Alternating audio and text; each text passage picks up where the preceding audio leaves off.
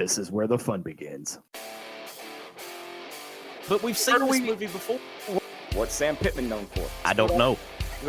Exactly. Is the Arkansas athletic program cursed? But you never know what the loudest mouth in the fan base and his wild band of misfits are going to say. I have a river of Kool-Aid for basketball. It's time to step inside the Hog Pen with your hosts, Razorback Zach and Marcus MC Carlton. Hey, everybody. Welcome to a very special Inside the Hog Pen interview edition. We have some Razorback royalty with us today, a member of the 1990 Final Four team under Coach Richardson, Ernie Murry, the Pride of Wabbaseka. Welcome into the Inside the Hog Pen, Ernie. Thank you so much, Marcus, for having me on to talk about such a important day for my fellow basketball team of the 1990 era. We are so excited that we're finally going to be honored. Yeah, and I'll be honest, man, I consider myself a pretty big fan. I did not realize that there had never been a ceremony to bring all you guys back like this. I mean, after all this time, what does this mean for you and your teammates? Well, it just means so much to our families and to all of my teammates and their families and their kids, because I think we got overshadowed because 3 years later they won the national championship. And, you know, Coach Richardson has made the statement, if it wasn't for the 1990 team, we probably would have won it in 94. And people don't realize this. We was busting out of the seams in 1990 as far as fans attending. Mm-hmm. And Coach Richardson said, we need a bigger arena because we're going to big and better things. And I'm so excited this Saturday is going to get here and we're going to get a chance to be honored. It's long overdue, but I'm glad that the university saw fit to do it for us. I mean, I'm excited about it. This is one of the first teams that I really remember pulling me in as a fan with, you know, yourself and Todd Day, Lee Mayberry, Big O, Daryl Hawkins, Lindsey Howe, and Ron Heary, God rest their souls. Yes. You know, that team, I remember the Final Four run, you know, going through Reunion Arena, Barnhill South, you know, mm-hmm. I mean, talk a little bit about some of those memories, man, and what sticks out to you. What sticks out to me the most was when I got to Fayetteville in 1989. I knew we had a chance to be a pretty good basketball team, but to get to the Final Four and get that far, you have to have a little luck. But I thought, and I'm going to say this on your show, this may be the best Razorback team in Razorback history from 1 to 15. Practice was brutal. We were like a big family. We stayed together. We played together. We cried together. We took our losses together. It was just a good basketball team. And we have managed, Marcus, to stay in touch. One Razorback, we believe that, and we are all Razorback, no matter if you play basketball, football, or what. But just the camaraderie of seeing the guys on Saturday, you know, a lot of us got gray hair. Some of us are 50 pounds bigger than what we were when we played. So it's just going to be exciting to see some of my teammates. Unfortunately, some of them are deceased, but we're going to celebrate in their stead. Yeah, I as a fan, I'm looking forward to this, and I hope they put as much of this celebration on the TV broadcast as they can, because I really want to see it. You know, some of the memories that stick out to me was, you know, not only did you guys go through Reunion Arena and win the Southwest Conference tournament, but then in your NCAA tournament run, you went back to Dallas, and you know, people that are I'm mid 40s, so I'd say anybody about 40 years old and up remembers the days of Reunion Arena and Barnhill South, and the Hog fans just making that trek down and taking over. Talk a little bit about how special it was when you guys got ready to play, whether it was in the SWC tournament or during that NCAA tournament run, when you walk out and you hear that crowd and it sounds like a crowd at Fayetteville. I mean, that had to just really juice you guys up. Oh, it's just an amazing atmosphere to leave Barnhill Arena and go, and go to Reunion Arena, and you got the same effects. We have a large following of Razorbacks in Texas, but we also had a lot of the Arkansas people that come over. And Reunion Arena, we said, if we could get to that Dallas region, we could make some noise. And when we heard on that Sunday sitting at Coach Richardson's house that we were going to Dallas, we all had a team meeting, and we said we're going to make a run. And then when we looked at the bracket, we saw that there was North Carolina and Texas in it. And we said, guess what? We got to beat Texas again. And the cream on the ice, the icing on the cake is going to be, we beat North Carolina. And we did do that. And I got to give my teammates credit. I played with some of the best basketball players in America. If you think about it, 4 of my teammates were drafted in the NBA.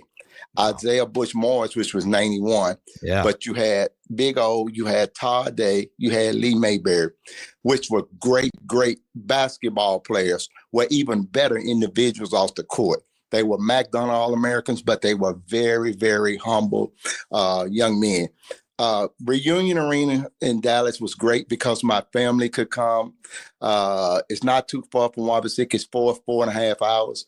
My family could be there. But when we went to the Final Four, my family couldn't be there because, it just was too big of a turnaround, Marcus, to turn around one weekend and be in Dallas and the next weekend try to be in Denver. I tell you what, the lessons I learned in Fayetteville has really helped me in my everyday life. Nolan said, you never take a day off. You work on something every day to get better. He told my parents, if you send me a boy, I'm going to send you back a man. Those are the things that I instilled in my boys. It's the same thing that Coach Richardson put in me. And people don't realize this.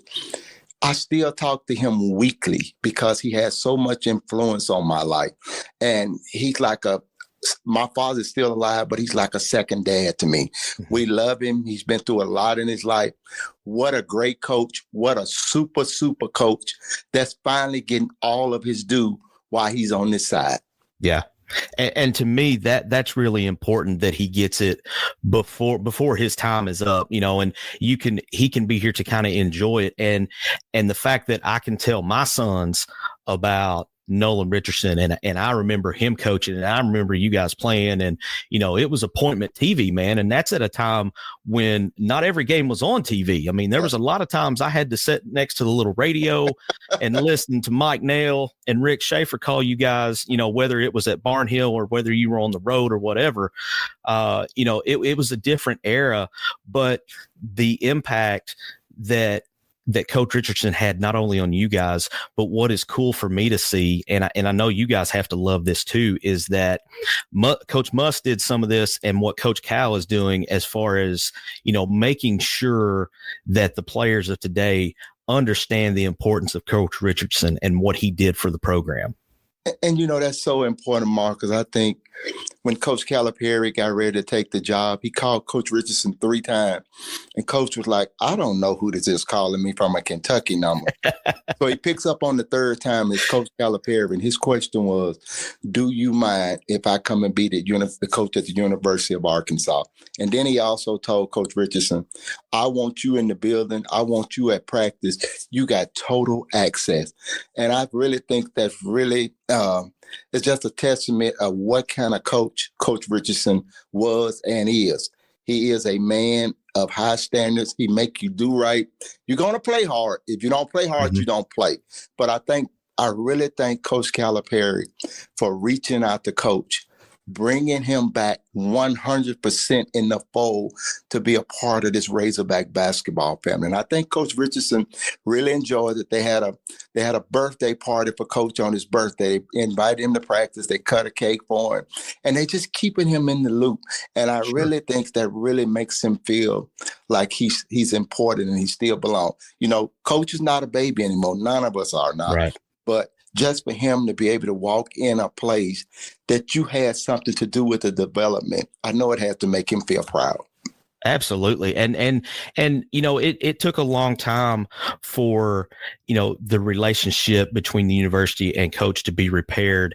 And now it's gone on from just being repaired to, we now have Nolan Richardson Court, which is the great honor that was well deserved because like you said, Coach is the reason and the team that's going to be honored this weekend. You guys are the reason that Bud Walton Arena exists. I mean, it went from Barnhill, and it was busting at the seams. It held, maybe 90 9,500, 10,000 people. Right. And you go in and you basically double that with Bud Walton. And that was because of the success that Coach Richardson had. And it started with this Final Four team. And then it carried over into that next season. I mean, I remember I still have the Sports Illustrated somewhere. It's at my folks' house somewhere, but you guys were preseason number 1 the following year, over defending champ UNLV. I mean, that was just, that was a testament to what that run to the Final Four meant in 1990 and how it set up not just that next season, but a couple years down the road when you had that class with Corliss Williamson and Scotty Thurman and those guys come in and be able to bring that title home.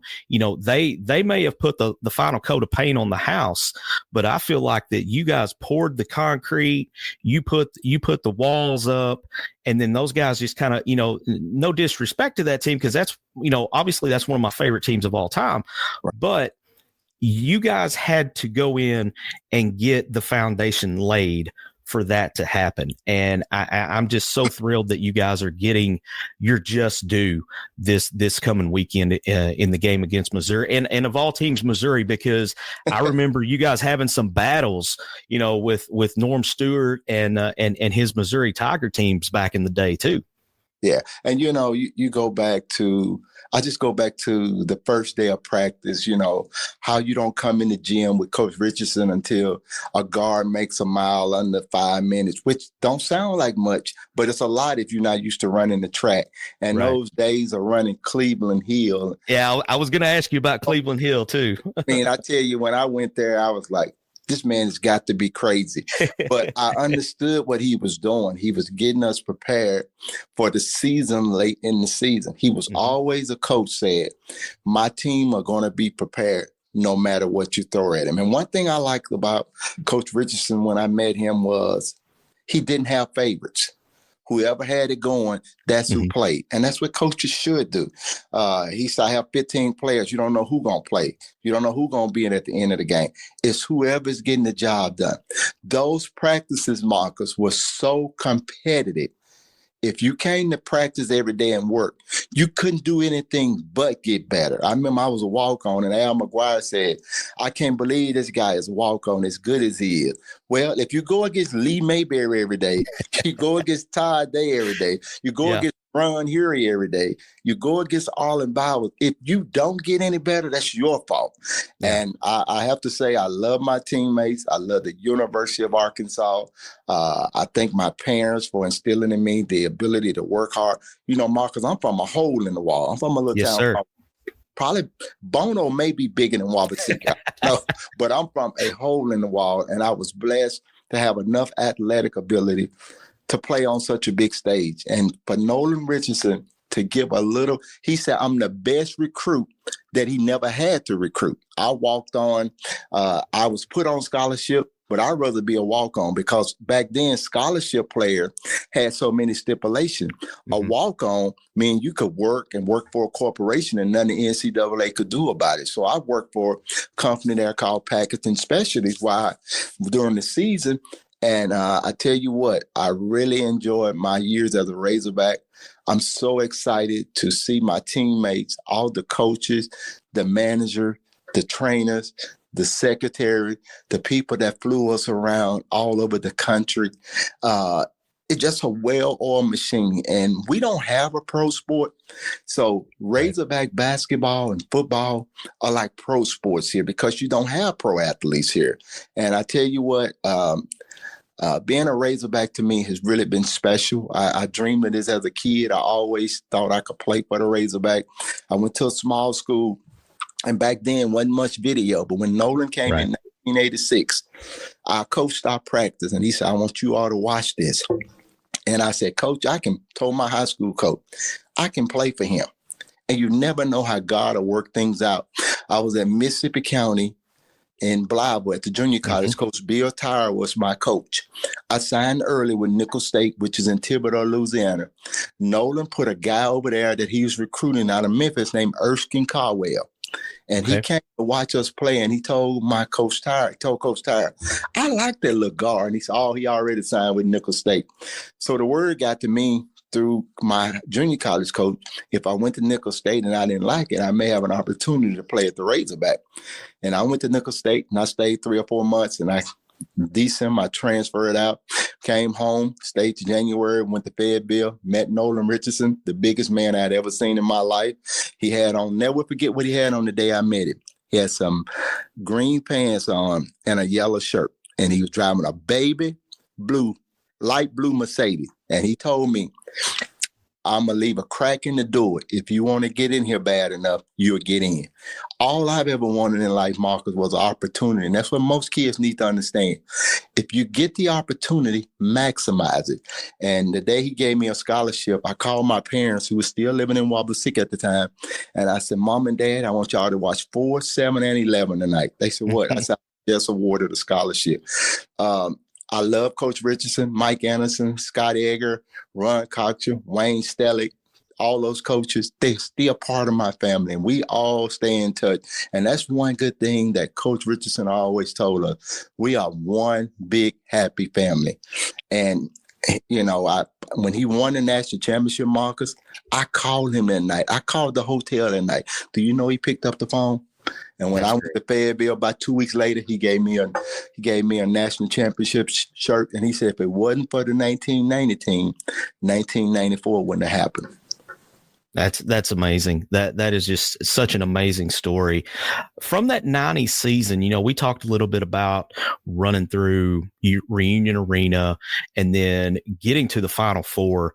You know, a lot of people don't fully understand how hard it is to not just get in the tournament, but to get on that hot streak and then to make it all the way to the Final Four. I mean, talk a little bit about that experience of going to Denver, and it was, you know, you guys, and it was Duke, and it was UNLV, and I believe Kenny Anderson and Georgia Tech, I think, were the other team that was there.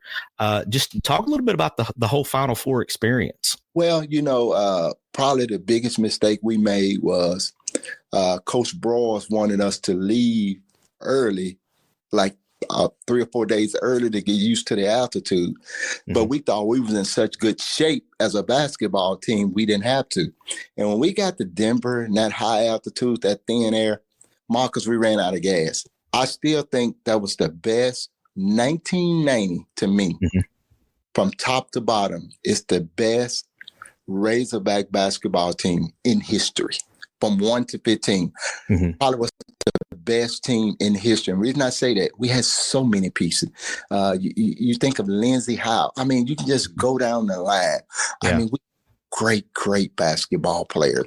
And Darryl Hawkins and all those people that could play his type of basketball. And we were so competitive, and we were so just going after each other every day. We used to always say, the game is easy. Our practices are real hard. And they were, you know, if somebody got hurt in practice, Nolan didn't stop, we go to the next court. And after practice, they may say, hey, he's out for the year. He said, somebody got to step up. He never was a coach that made excuses for anything on our basketball team. He always said, the next man step up. And another thing people don't give him credit for, he's very, very, very intelligent. He's very, very, very intelligent. And he knows what's going on with you when you don't think he knows. He knows what you're doing on the court and off the court. And we laugh about some of those things now. When you're 18 to 22 years old, you do some things sometimes you regret. And I got punished a lot. You know, I missed curfew a couple of times, and he said, hey, 96 steps up tomorrow. That means at that time, the visiting side for football was 96 steps up.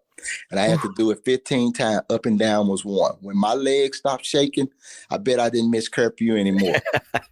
He's been great. My teammates, I talked to Lee Mayberry a lot. I talked to Todd. On a sad note, Big O is really, really sick, and we just need everybody to pray for him.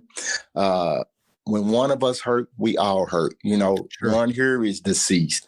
Lindsey Howe is deceased. Larry Marks is deceased. You know, that's that. At that year we went to the Final Four, it was 12 of us. I don't know if you remember that. We nicknamed ourselves the 12 pack. Nobody know that. We call ourselves the 12 pack. And we still Kenan Whippy, Sean Davis. We all stay in touch. We all know where each other's location is. And I'm so excited that they're going to honor us at halftime. And that to me is huge. This team, 35 years later, we are being honored. We wanted to get this done earlier, but we never could get it done. But when Coach Cal got here and we got with Kevin Trainer and Daryl Hawkins, my teammate, has been really instrumental in putting this together and helping us get this pull off. We have a dinner on Friday. We have a dinner there set for us on Friday in Fayetteville, and then the game on Saturday. So I'm just excited. I go back some, but I don't go as much. But I'm so excited. I'm going home Saturday to be honored, and where honor really is due is it's overdue. So I'm so happy that Hunter Yurachek and his staff have seen fit to do this for us. And we want to 1990 team. We want to thank the University of Arkansas, the administration, the athletic department, the coaching staff. We thank everybody for allowing us to come back and be honored. Well, I know, like I said earlier, as a fan, I'm really looking forward to it. And you hit on something there talking about the 12 pack and the chemistry that you guys had and that you guys have continued to stay in touch all these years later.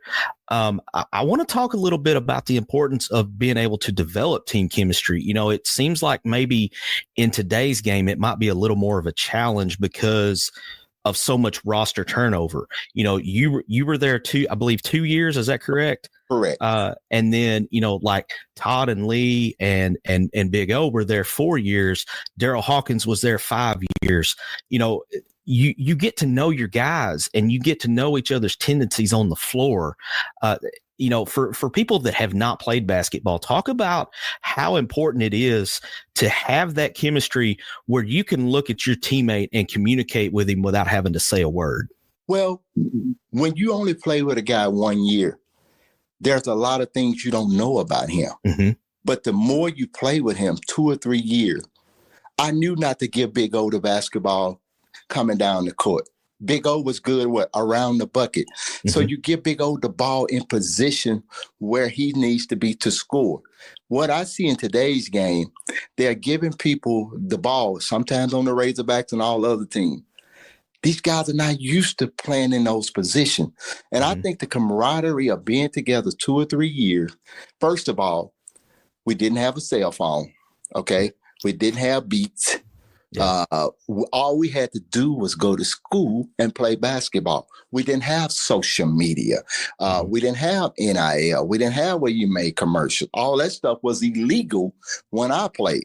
So the camaraderie of the guys was we were together so much. I mean, we practiced in the morning from 6 to 7:30, go to class at 8. You back at 2:15, you go 3 to 5:30. 7 o'clock, you got study hall from 7 to 8:30. So that group, that togetherness was together so much. And what we would do, and the reason we play so much 5-on-5, because Coach Richardson wanted to know who could do what on the basketball court. He told me, if Big O, Todd, or Leah open, you get the ball to them first. If they covered up, then you shoot. So you have to. What's wrong now, Marcus? Kids don't know their roles on the basketball team. Everybody's trying to get where? To the NBA. If I get 20 and we lose by 20, I got mine. There's so many on the court now. I see so many individuals versus a team concept. And I think we had a team concept. We had a bond on the court and off the court. When you spend that much time with your teammates, you got to have a bond. And Coach Richardson always told us, you be kind, you be nice to the fans, you're a Razorback, you live in a glass house. Everything you do, somebody sees you. And I think that's what's wrong with the game today. These kids not putting in enough time.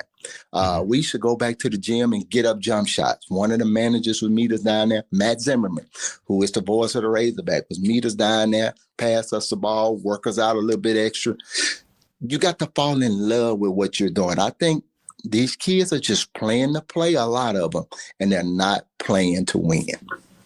Do you think that's the biggest change you've seen in the game of today's game versus when you guys played, is that it's more about the individual goals and individual things that can be accomplished versus the team aspect? Is that probably one of the biggest ways the game has changed? Another way the game, yeah, that's one of them, but another way the game has changed. These kids take too many plays off. Mm-hmm. It's just like Marcus, as I play against you, you hit a 3 and I hit a 3, we tied. So they play no defense really till late. If you can't score, you cannot let the other team score. One thing Nolan taught us, if he dunk on you one time, next time put him in the stands. Mm-hmm. So yes, sir. That's the toughness. I just think kids now, with everybody want to cross somebody over, but they can't make a left-hand layup. They can't make a right-hand layup. They can't go right or left. They can only go one way. One thing the coaching staff at Arkansas used to do when I was there, we would break down film. They would bring the guards in and say, okay, you're going to be guarding, just give it back. You're going to be guarding Travis Mays. Travis Mays like to fake right and go left. So we knew all of their tendencies. I don't know how much now these kids watch basketball, but we were told to watch our next opponent. Mm-hmm. So I'm going to give you a prime example. If we was going to play Texas Tech, and we played Tuesday and they played Wednesday, we would be let out of practice to go Wednesday to make sure you watch Texas Tech play. Watch the guy you're going to be guarding. Watch his tendency. I don't know if kids do that now. I think the game has changed so much until it's more I think coaches want to get more shots up now versus playing defense. I think that's the way Texas A&M, a lot of them play now. They want to shoot. If you shoot 50 times, they want to shoot 70. So they think they can beat you if they shoot more than you. I just think the kids now that's playing for the Razorback really don't understand our history, that we played hard every play, every night. Man, you got me ready to suit up and go play right now. I mean, that hits my soul right there, talking about you play hard all the time. You give it everything you got. And, you know, looking back at it from my perspective as a fan, that was one thing, you know, you guys were just 1,000 miles an hour the entire game. It didn't matter if you were down 3 or if you were up 30. You guys played the same way from the time you stepped on the floor until either you got subbed out or that final horn blew and you guys had won, you know, by whatever the amount was. His motto was, play as hard as you can for 4 minutes. Mm-hmm. Give me all you got for 4 minutes, and I get somebody else to give me hard for 4 minutes, because he's breaking the game up in sections. Mm-hmm. And what he was trying to do at the 10-minute mark of the second half, we would enter that team leg so until they was like, this is unbelievable. When teams practice for us, they practice with 8 on the floor. They said that's the way we play. And we had certain decoys. The coach did certain things, get up and touch himself. We knew to trap in the corner, or we knew to trap it right across half court. We had signals. So people are like, well, how do they know we had signals from the coaching staff what we was going to do defensively? If we was going to face guard, or we were going to trap the first pass because half court, or if the ball went in the corner, what we was going to do. We were going to show. A lot of people think we played a lot of man, but we played a lot of matchup. And it looked like man because sometime on the first pass, after the first pass, we would go man. He did a lot of different things. And I must say, when Coach Richardson was up tempo, everybody was talking about it. But everybody in the country now plays up tempo. And as Hawg fans and you being a former Hawg, we know where that came from. We know that came from Coach Richardson. That's the lasting, one of the lasting impacts he has put on the college game. Is the style of play. And I mean, you know, even after you guys had moved on, the guys that came in behind you, they played that same style, and they played it so well that the NCAA changed the defensive rules because their defense was so intense. Correct. That, you know, they had to, can't touch him though. Remember, we could touch. Absolutely. And then they put in the rule the next year. Coach Richardson changed basketball 2 ways, okay?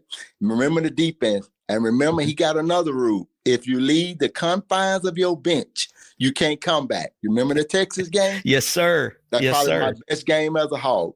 He left the bench because he said we was playing disgusting and awful. And he left the bench. And the next year they put in a rule, if the head coach leaves the bench, he cannot come back.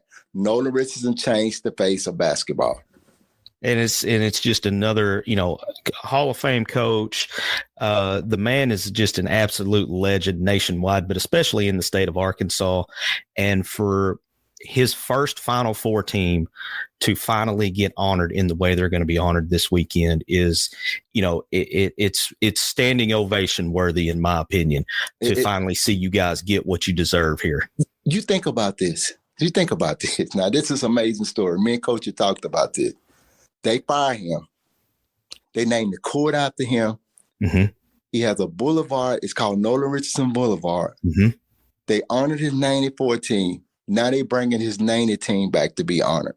I mean, I'm glad time brings about change and forgiveness. And I'm so happy that Coach is able to see this and he's closed in his right mind. And we're going to be with him this weekend on a good note. We was with him about a month ago. The 1990 team, probably about a month and a half, and his wife was in the house sick. We didn't know she was that sick. Mm-hmm. And we just had a round table, and he wanted his 1990 team to come up. And we came out to his ranch, and we had dinner, and Miss Rose died the next day. He's had a lot going on, but, Coach is a warrior. He's been through so much, just to think about, they was talking about his job. His daughter died, mm-hmm. Been through so much. Then his son, Nolan Jr., has a massive heart attack and died, and now he's buried his wife. He is a strong man. He's been great for us. And like I always tell him, we have to be great for you. And thank you, Marcus, for having me on. And thank you, Razorback Nation, for honoring us. It was long overdue, but it is so worth it. We're going to be honored Saturday, and we are so excited to be in Fayetteville. Some of the guys, I think, are coming in on Thursday. They're so excited. So I'm just happy, and I'm thankful that you asked me to come on your show and talk about my great teammates, my great coaching staff, my great Razorback family. This is an absolute honor for me to get to interview you right here on the cusp of when this team is going to be honored at Bud Walton Arena. Last thing here that I'll throw in here, I remember exactly where I was at watching that Elite Eight game versus Texas. I was actually over here in Jonesboro at Indian Mall. My folks had decided to go shopping, and there was a crowd of about 30 of us in the TV section in Sears.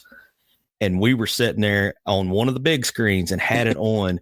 And you would have thought when the buzzer went off and it was that moment of, oh my God, we just made the Final Four. I mean, that store exploded. I can't even really put it into words, but I can envision it in my head of how crazy we were going right there in the middle of Sears. So I can imagine what Reunion Arena was like. Oh man, it was just like, we got, Coach Richardson, I don't know how he would always know this. And we were celebrating with the fans in Reunion Arena, Barnhill South. And he said, guys, when we get to Fayetteville, it's going to be about 15 or 20,000 people waiting on us. And when we landed, it was just amazing to see all those people at the airport. And he was so happy. And I think he was even more happier because his daughter told him that you was going to do great things at Arkansas. Mm-hmm. And when it started to happen, I just think it was icing on the cake. And a great coach, and I must say this, is only as good as his wife. Miss Rose Richardson treated all of us like family. And when Coach would have us over his house, Miss Richardson had a policy, no basketball talking. We just eating and fellowshipping. And I think that was great for us, where we could go to Coach's house and they would turn off from basketball and just turn on to being just a coach and a great person. And I tell you what, there's not a better human being on the face of this earth than Nolan Richardson. He's really, really, really somebody special to me. Ernie, thank you so much for taking time and coming on the show with us and talking about your time and your teammates and this much deserved honor that you guys are getting this weekend. I am happy for you guys to get this honor and to get the recognition and to get some of the younger fans that may not know the history like some of us do, you know, that we're old enough to remember when you guys play. I am so happy that I'm going to get to watch this game with my boys and say, hey, these guys right here, these guys put Razorback basketball on the map in this current generation. Right. It's because of these guys that we have 40 minutes of hell. Yeah. And Marcus, thank you so much for having me. And I look forward to Saturday. I hope we can even be helpful to the basketball team. Maybe we can up a big upset and beat Missouri. Go Hogs. Yes, sir. Thank you, Ernie. Thank you. Bye-bye. Thanks for watching this episode of Inside the Hog Pen. Listen anytime on your favorite podcast provider and be sure to follow us on all our social network channels.